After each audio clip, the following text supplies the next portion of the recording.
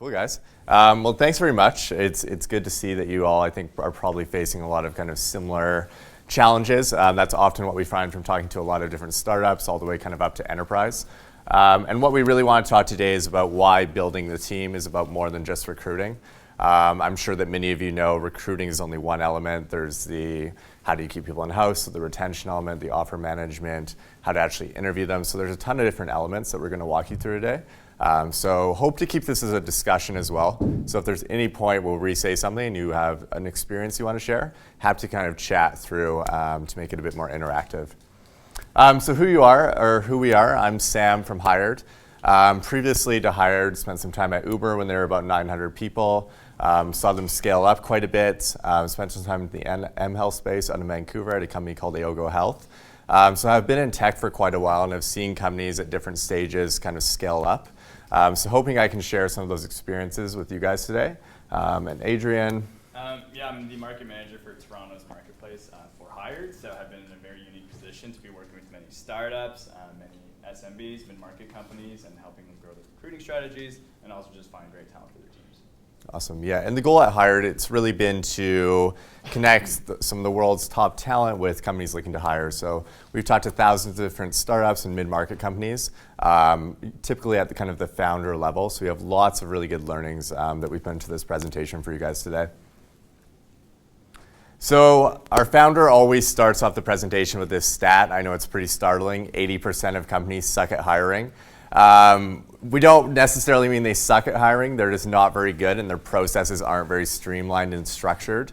So what we're going to do today is kind of walk you through how do you create a process that selects for the top talent, really brings in a diverse pipeline, and how do you actually structure that so you can measure those things and actually make it scalable as you guys sort of build your teams. I know in the DMZ there's a lot of kind of smaller startups. So our goal is to really set that foundational level for all of you guys to build upon that. So there's kind of 5 stages. We're going to start with defining the role and talking about why it's so important for you to know what you actually want so you know when you see it. Sourcing, about 90% of people out there are passively looking for jobs. So that means that there's these massive swaths of candidates out there who either don't know about your company or they don't know about the roles that you're hiring. So there's a huge opportunity for us to kind of come up with some strategies to actually attract that talent and bring them in our pipeline. We're going to talk about how do you structure interviews. So at Hired, we use a thing called a scorecard. Really good way to eliminate bias and kind of make it structured to the actual role itself. And then offer management and performance and retention. So once you bring in all this good talent, obviously, as you guys know, one of the biggest challenges is that the talent could leave within 3 to 6 months. That costs you a ton of money, and that's something that we want to avoid. So a few really good strategies that Adrian's going to chat through on the HR and people side of things that we can use to keep the talent in-house. So defining what you need, this kind of starts with the typical job rec. So when you're putting that together, usually what we put in there is we put in the abilities, skills. Sometimes we include core competencies. But from talking to founders, what we often find is that they're sometimes putting a bit of a reflection of themselves at that time. Especially at a young stage in a business, you'll find that you feel like you're the perfect person at that time to build out the business. And what actually is happening there is that you're kind of decreasing the organizational diversity. You want to try and bring in people with unique backgrounds at this stage that actually fit the adequacies of the role you're looking for. So Adrian and I were chatting about this. There was a study that was put out last year by PwC, interviewed a bunch of different CEOs at the Fortune 500 level. What they actually found was that there was a 50% shift in kind of the business strategy within the first year.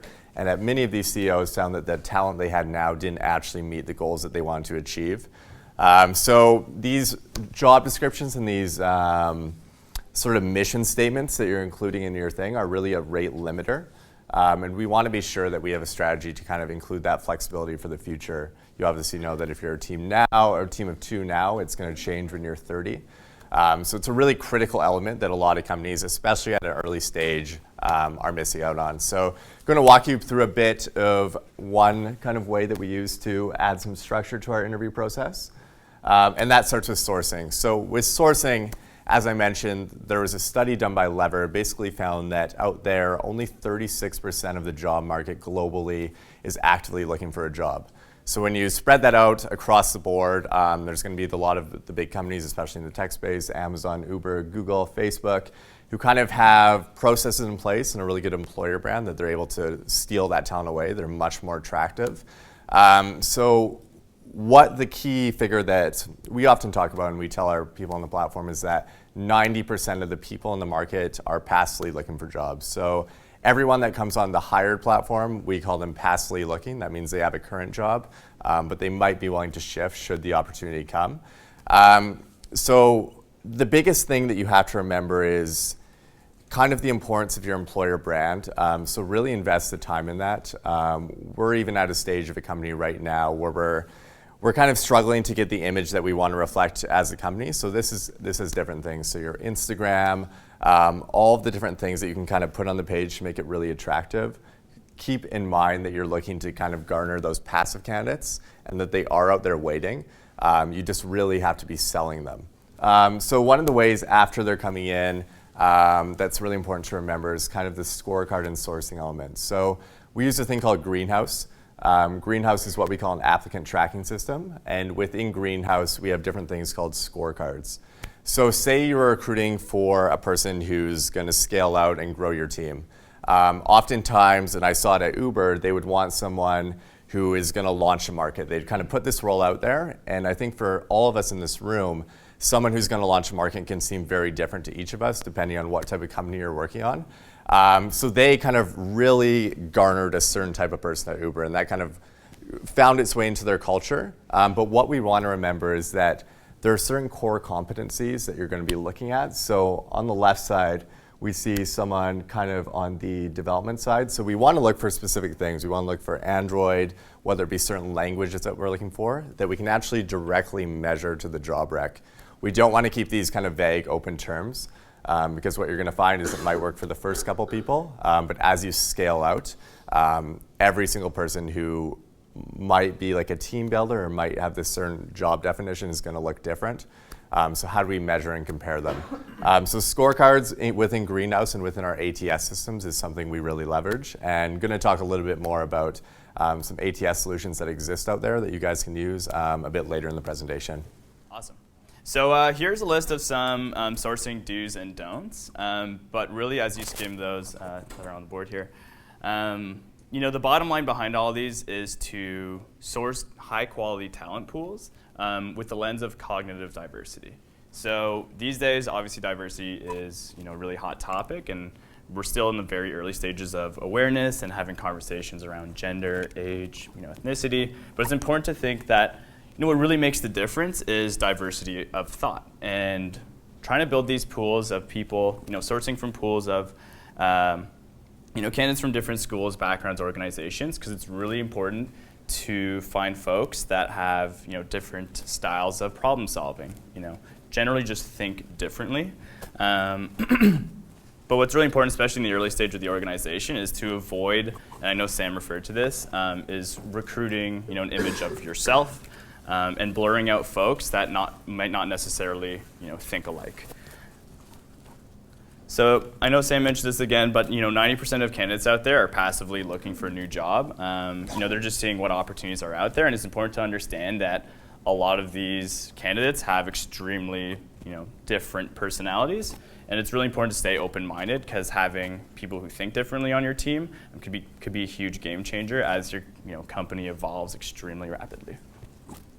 So the real point here, if you're laser focused on finding engineers from Waterloo that go through the same curriculum or the same co-op programs, might think very differently than someone from a boot camper that actually has a psychology background. So again, important to think very open-minded of the types of personalities you want on your team and keeping it as diverse as possible. It all comes from sourcing though, because sourcing, if you're not familiar with the term, it's a basic, word used for the activities behind recruiting. So you want to build these big pools of candidates for your opportunities that are as diverse as possible. Going back to the scorecard really quickly, want to emphasize that it's important to have a very clear mission, outcome, and competencies as you build your scorecard, and this comes before sourcing. So Sam mentioned when creating a job description, aside from using these to help eliminate or reduce bias, and creating standardized process that's easily scalable. It's really important just to understand what you're really looking for. So by going over the mission for each role you're hiring for, it's important to map out an executive summary of what the job's core purpose is. Outcome is using actual metrics and quantifying their potential impact for your team. Competencies is how you expect that hire to operate. So just on the next slide here, just for example's sake, not going to make everyone just pull out a pen and paper and follow along, but really want to just provide an example of what a mission should look like. Again, just a quick reminder, mission is the executive summary of the job's core purpose. So the example I used was if you're looking to hire for a sales rep in Toronto, you want to be very specific and have a business case behind all of your potential future hires and understand exactly what type of impact you expect them to have when they join your team. So for here, we have to increase our revenue in the Toronto market by 3x before Q2 2018. I know that timeline's like a little hyper-focused, but you get the idea that, again, it's important to have this in mind, and you're able to justify to the rest of your team members exactly what you're hiring for and what they should be doing. To use like a software engineering example, maybe you have investors, big conversations happening in a couple months, and you want a couple of core features to be in place before those conversations happen. So maybe that could justify why you might be looking for a contract, developer with potential to hire for full time. So again, think about the business case behind each of these potential hires and how they're going to impact the team. So now in terms of the interviewing portion of our presentation, so what's top grading? Top grading is essentially taking a really deep dive into a candidate's previous experiences well beyond the resume. So this is a list of questions that many companies are using. It might seem very repetitive, but they use these questions. If I were to interview Sam here, I'd probably be using these questions for all of the previous experiences he's had.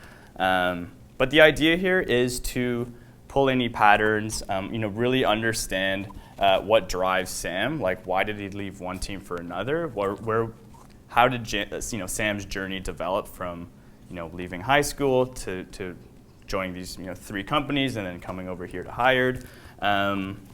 So really, it's again, really generally speaking, understanding what that person actually has done, understanding their passions, and if that alignment with their journey and how they'd like to continue growing aligns with your company and how you're going to help enable them to continue thriving. Trying to assess raw talent, I mean, I like to ask really open-ended questions like, tell me about a time when you had a deadline for a project and you had to get it finished. For me, it kind of boils down to like that core hustle and kind of how they were able to push themselves in those situations. Every question that we ask and that are kind of our talent advocates ask is structured around tell me a time when. So anything that's kind of open-ended that's going to allow them to tell that story, I think is the biggest question that we kind of really. It's a tricky question because it really depends on the business.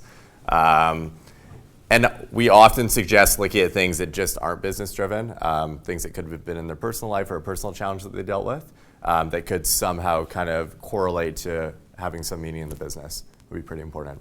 So that's where that top grade and that's where the story kind of really comes in, I think. Yeah, seeing where their journey that took them there and understanding that history, seeing, again, their passions, finding out whatever makes that candidate tick is really what you want to understand. And if you have, you're able to justify like hiring raw talent and being able to train for them, long term, I think that's what's most important.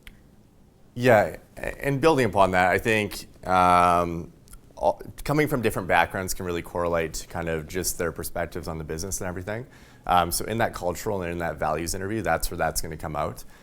We call it the executive interview, so it's at the end of our 6 stages. They chat with our founder, and at that point, he's basically, we know they're a great skill fit at that time, so it's really kind of coming up with those questions. He might just say, like I said, tell me about a time when, and you're just hoping to see that kind of extra edge at that point that we're looking for. And just building upon that, one point that I was going to mention is I think these stories, we often kind of correlate them to salespeople and to marketing people. Shopify actually does a really amazing job of doing the story within their technical interview. So they're kind of having the person tell about their technical journey, starting from the projects they began with maybe in school or maybe high school, and kind of following that all the way to where they're at now in preparation for the interview at Shopify. So definitely think about it outside of the realm of sales and marketing, and its relevance kind of in tech as well. Because you'll see a lot of the journey and how that person kind of built upon different challenges throughout the process. And that can be super important in identifying if they're going to be a good fit. So the top 10% of the market is typically off extremely quickly. So we're going to walk you through with some internal data how this kind of looks. So what we usually find is that if you make an offer or if you take 15 to 20 days to make a decision on tech talent, what you're typically going to find is that all of the best talent is already off the market. So it's incredibly imperative that you act quickly when hiring people or even making the initial decision. If you're able to take, we say around 8 to 10 days and saying, hey, that's a good fit after they've kind of had their final interview, your likelihood of bringing them actually in seat is going to increase incredibly quickly. We see people that if you take kind of greater than 21 days after you're actually ready to make an offer, there's about a 26% chance that they won't accept. But if you take above 21 days, that actually doubles to 56%. So that it's kind of a 50-50 shot right now. The person could have loved your interview process, could have had a great experience, but because they're top talent, the market really rewards them. And typically those people have kind of multiple offers out there. So speed here is incredibly important. I'm going to walk you through kind of some strategies that you can use to increase your speed. So what do you think are the other factors that cause these companies that in the study looked at, to actually take longer than 20 days? Are there other factors you thought? I think the biggest factor, I kind of chat about it here, it's scheduling. So actually bringing them in-house and starting your interview process. Your sourcing can be another thing. So a lot of recruiters now obviously are using LinkedIn, about 95% of recruiters. And that's because there's kind of a different level of etiquette on LinkedIn. It's much more speed related. People are willing to get back quicker. Recruiters can reach out quicker. So it's the quicker that you can move at each stage. So sourcing, if you understand, and the ATS solution kind of walks through this and all the different metrics. If you understand the level of how fast you're able to source talent, which channels are best, the types of people that are willing to come into your office quicker, which recruiters are able to act faster. There's so many different kind of layers that add up. And the most important thing I'd like to emphasize is that you have to have some place to track this. You can't just use a Google Excel sheet or a Google Doc to track this because you'll get lost in your own data. So setting the foundation early is probably the most imperative factor there. Another huge thing is just general employer branding. We just released a report today on the importance of this, and we looked at a bunch of different companies kind of across the spectrum. If you're a Dell, you're going to look very different than a Shopify, than does a Google or a smaller startup in Toronto. So again, emphasizing employer branding, and we're happy to share after the presentation or circulate kind of that report and how it looks and some of the factors that we're looking at with those companies. It's just kind of it's a really imperative thing in such a competitive, particularly tech market. So on this slide, as I mentioned, scheduling is incredibly important. Y Combinator, which is one of the world's top accelerators, talks about a founder-driven recruiting culture. And this is where I kind of want you to think about recruiting as more than just recruiting. It's about building your team. It's about scaling it out. Their suggestion is that after the founders kind of establish their vision and where they want the company to go, spend about 1/3 of your time, so about 30% of your time, actually focus on interviewing people, up to 500 they typically suggest. We've done it up to 250, and we've kind of shifted our process a bit. It's still at a very exec level on that final cultural call. But really ensure that your founder plays a key role because typically they know kind of what they want for the vision. And it's also really important to just keep that connection across the business when you're bringing employees so that the founder can have a good understanding of what's happening there. And there are a variety of different factors building on what you said. Talking about money up front, being open and transparent in the process, those are things that are going to really streamline it. On our platform, one of the first things that we pushed was kind of putting an initial offer of salary because you don't want to wait till the end of your process and catch people off guard and say, hey, we're coming in $10,000 lower than you thought. So allow people to have that conversation with you, at least give you a range. There's a ton of good, really industry data out there that they could reference and stuff. So give them the flexibility and allow them to have that conversation. The more you know about your candidate that's coming in-house, the quicker you'll actually be able to move. And it might be really helpful in interviewing other candidates as well when you have those learnings. So values interviews, as I mentioned at the end of our process, our founders Matt, Alan, and Doug, they all have a conversation with everyone who gets hired through the platform. What's happening here is they're basically saying, tell me about a time when, and these are more about life experiences. There's kind of a big notion in tech nowadays, and I think there's been a really important shift away. You don't want to just look for people that you might have a beer with or that might be funny on Slack or send good gifts or whatever it may be. You want to look for people that come from all different backgrounds because that cognitive diversity is going to be one of the most important factors that allows you to build your business. If I was to recruit a team of people all like myself, I think I could probably do it up to, say, 50 people.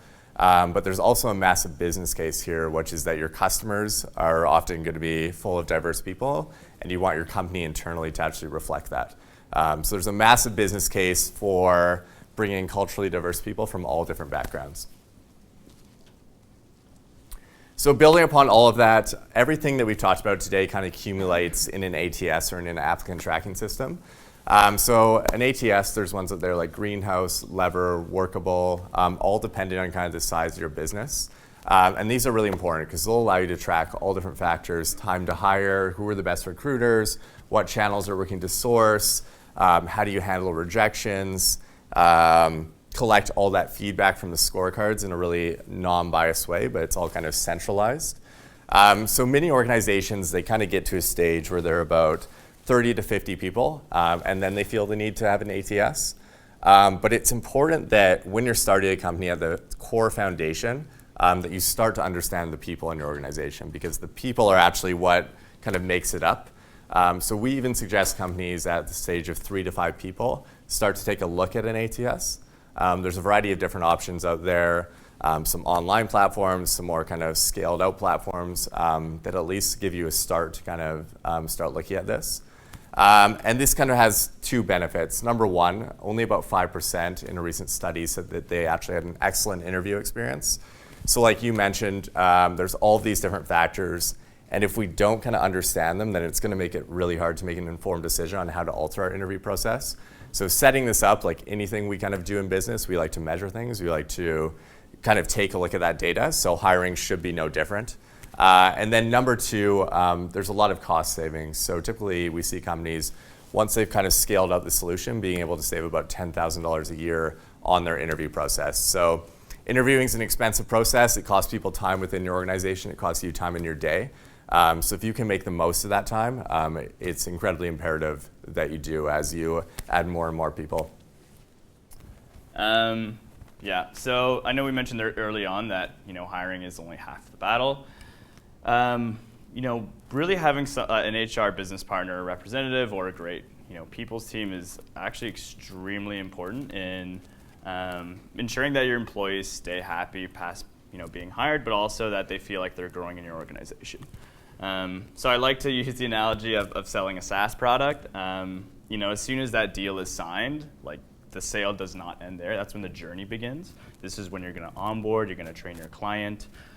This is when you're going to manage their success, really set them up for it. And as soon as renewal comes around, you're hoping they stick with your team. So if you look at hiring with this lens and having a really baked out HR team, or if that's maybe just one person, you really want to make sure you're setting up for success. As soon as that candidate signs your offer, it doesn't end there. You don't just throw them a laptop and expect them to crush some code.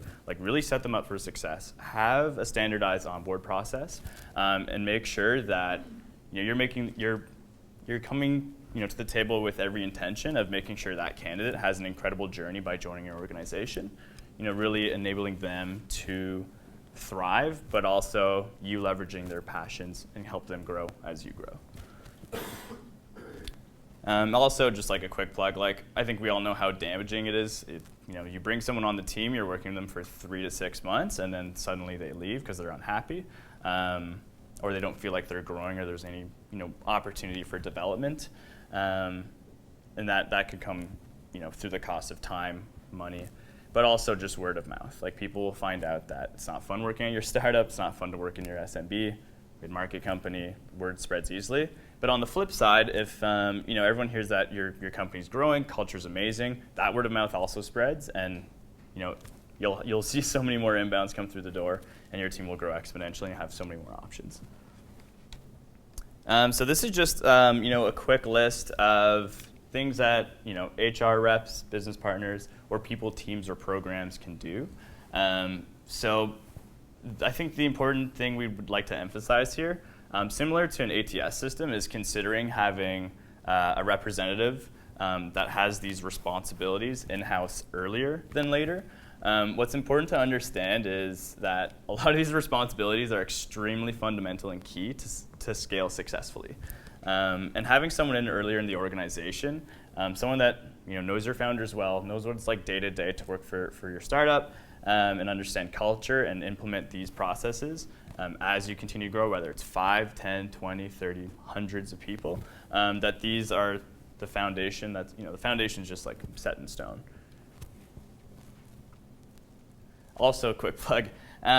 It's also really important, though, that there's a clear distinction and separation between your recruiters, or people that are focused or tasked with sourcing candidates, with people who are managing their happiness, growth, and development. Like, it's important, similar again to a SaaS product, when you make that handoff from signing the deal to your account manager, that you do the same when it comes to a clear separation of the recruiting handoff to the HR or people team. Now, a quick survey here from Harris Interactive. They basically did a quick study on why full-time employees, adults that decide to quit their job. And as you see through, the top 5, or the first 5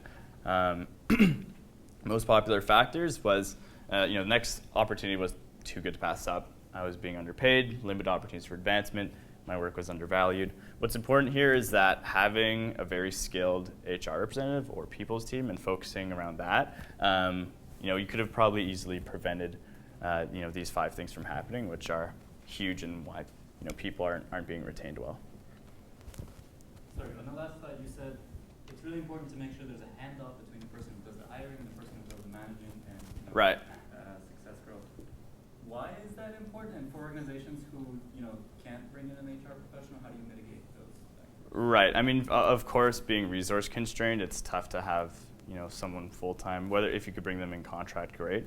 The reason it's a very different mindset. Like, you want someone who's focused on selling the organization.